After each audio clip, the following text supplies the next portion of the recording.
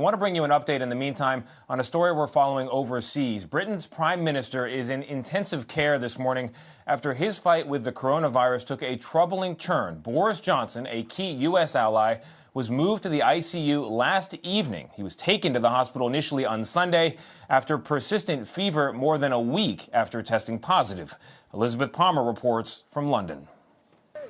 Britain's Prime Minister spent the night in intensive care getting oxygen, but Downing Street says he's not on a ventilator. Late last week, Boris Johnson emerged briefly from his residence to applaud health workers, but in a Twitter video admitted he wasn't well enough yet to end his isolation. Alas, I still have one of the symptoms, a minor symptom of I still have a temperature. That was clearly an understatement. 48 hours later, Johnson was in the hospital. Got to do 2 verses. Early in the outbreak, he fronted the UK campaign to promote hand washing, but also boasted about shaking hands with coronavirus patients, which suggests multiple exposures.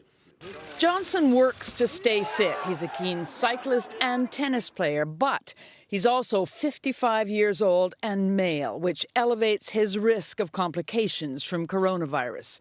His pregnant partner, Carrie Simons, had coronavirus symptoms too, but she's recovering.